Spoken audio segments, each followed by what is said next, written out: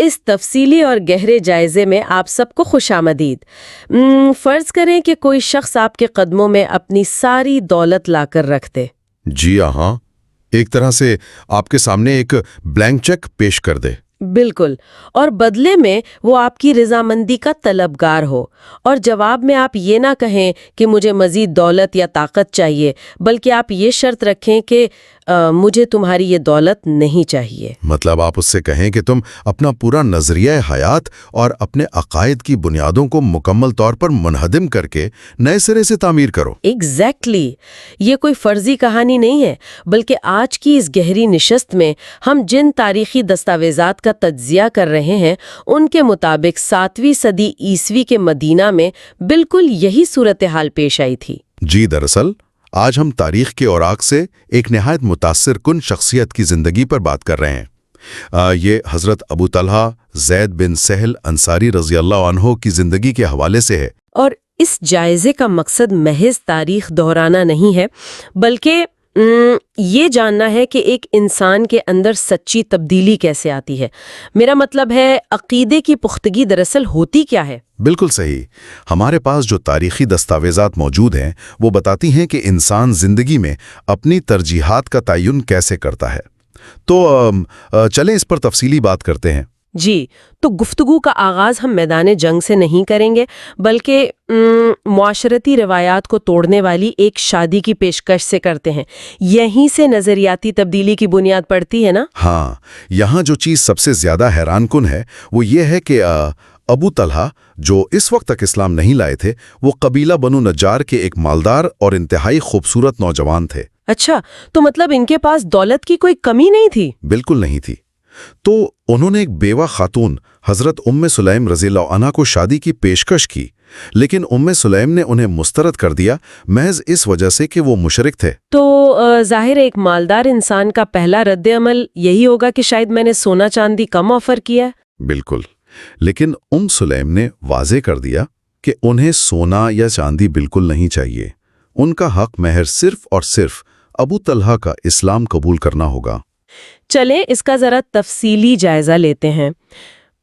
یہ بالکل ایسا ہی ہے جیسے آج کے دور میں آپ کسی کو ایک بلینک چیک دیں اور وہ کہے کہ مجھے دولت نہیں، تمہارا پورا ویلیو سسٹم بدلنا ہے۔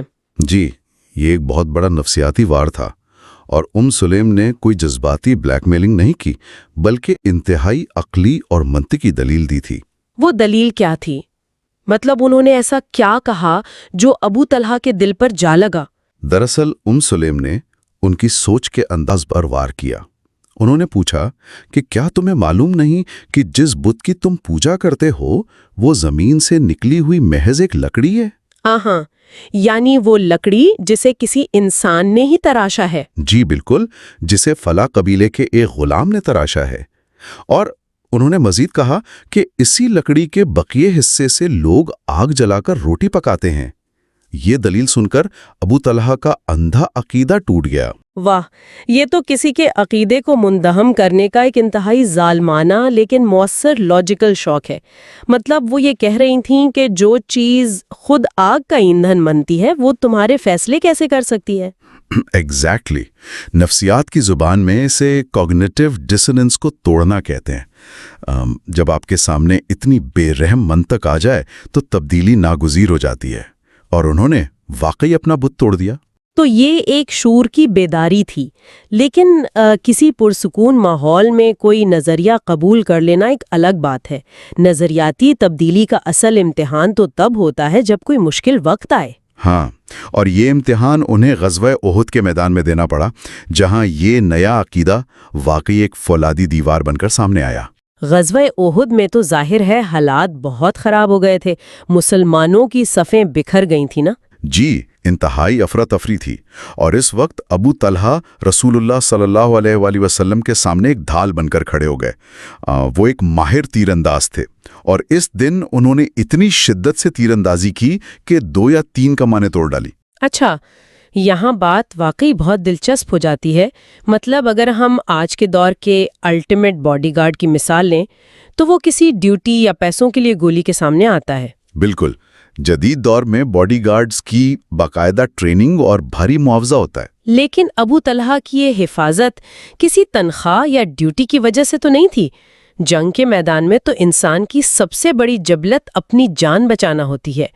یہ کیسی نفسیات تھی؟ اگر ہم اسے وسیع تر تناظر میں دیکھیں تو دراصل یہ خالص روحانی عقیدت اور محبت تھی۔ ہاں، انہوں نے اپنا سینہ تان کر کہا تھا کہ میری جان آپ کی جان پر قربان، اور رسول اللہ کو سر اٹھانے سے منع کیا تھا۔ مطلب انہیں ڈر تھا کہ کہیں کوئی تیر نہ لگ جائے۔ کیا بات ہے! وہ شخص جو کل تک لکڑی کے بتوں کو پوجتا تھا، آج سچے عقیدے کی خاطر تیروں کی بارش میں سینہ سپر ہے۔ جی، یہی وفاداری کی وہ معراج ہے جو صرف سچے یقین سے پیدا ہوتی ہے۔ جب انسان جان لیتا ہے کہ جس ہستی کو وہ بچا رہا ہے اس کی اہمیت اس کی اپنی زندگی سے کھربوں گنا زیادہ ہے۔ یہ بات تو واقعی رونگٹے کھڑے کر دینے والی ہیں۔ لیکن جنگ کے میدان میں جہاں ایڈرینلن کا طوفان ہوتا ہے، وہاں جان کی بازی لگانا شاید کسی حد تک سمجھ آتا ہے۔ میرا ماننا ہے کہ امن کے وقت اپنے پسندیدہ مال کو چھوڑنا اس سے بھی زیادہ مشکل کام ہے۔ آپ بالکل صحیح کہہ رہی ہیں، اور یہاں ہمارے ذرائع ہمیں ایک اور حیرت انگیز واقعے کی طرف لے جاتے ہیں۔ مدینہ میں ابو طلحہ کا ایک انتہائی خوبصورت اور قیمتی باغ تھا جس کا نام بیرہا تھا۔ اچھا، وہی باغ جو مسجد نبوی کے بالکل قریب تھا؟ جی وہی۔ اس میں کھجور اور انگور کے گھنے درخت تھے اور اس کا پانی بہت میٹھا تھا۔ وہ ان کا سب سے پسندیدہ اور قیمتی اثاثہ تھا۔ تو پھر اس باغ کے ساتھ کیا واقعہ پیش آیا؟ دراصل ایک دن وہ وہاں اس کی پرسکون چھاؤں میں نماز پڑھ رہے تھے تو اچانک ایک انتہائی خوبصورت پرندہ جس کی چونچ سبز اور پاؤں سرخ بتائے جاتے ہیں وہ وہاں چہچہانے لگا۔ اچھا، تو پرندے کی وجہ سے ان کی توجہ بھٹک گئی؟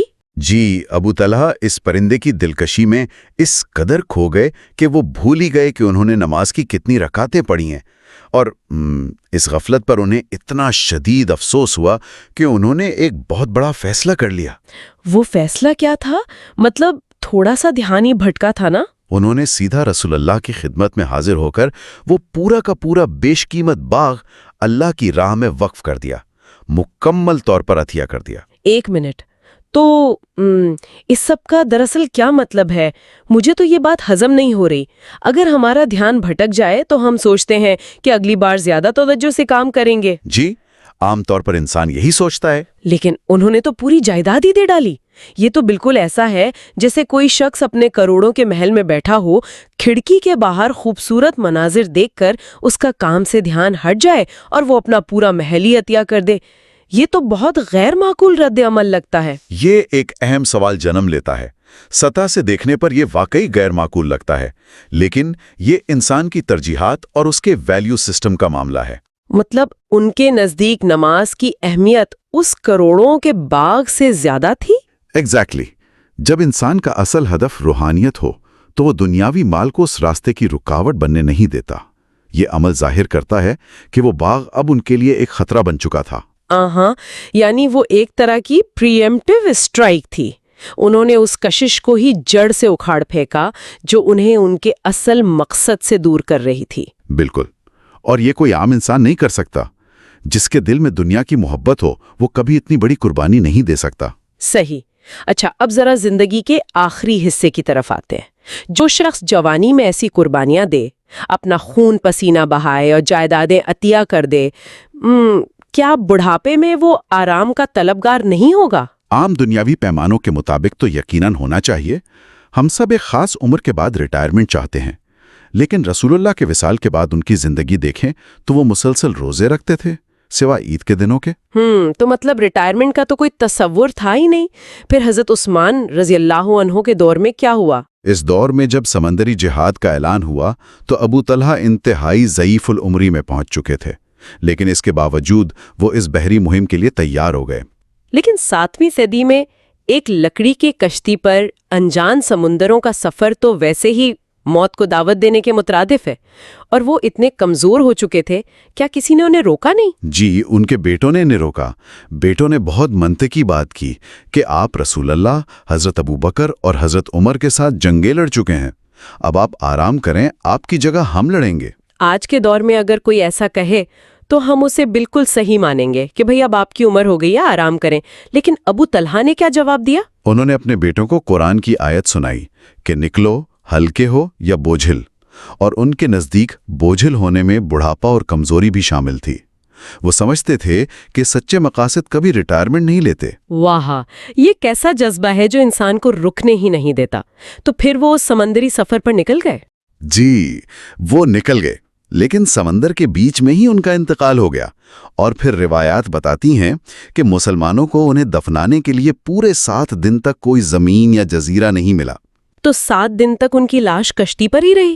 بالکل، لیکن حیران کن بات یہ ہے کہ 7 دن گزرنے کے باوجود ان کی لاش بالکل تر و تازہ رہی، اس میں ذرہ برابر تبدیلی نہیں آئی، اور بالآخر انہیں ایک جزیرے پر دفنایا گیا۔ یہ لاش کا 7 دن تک خراب نہ ہونا محض ایک معجزہ نہیں لگتا مجھے۔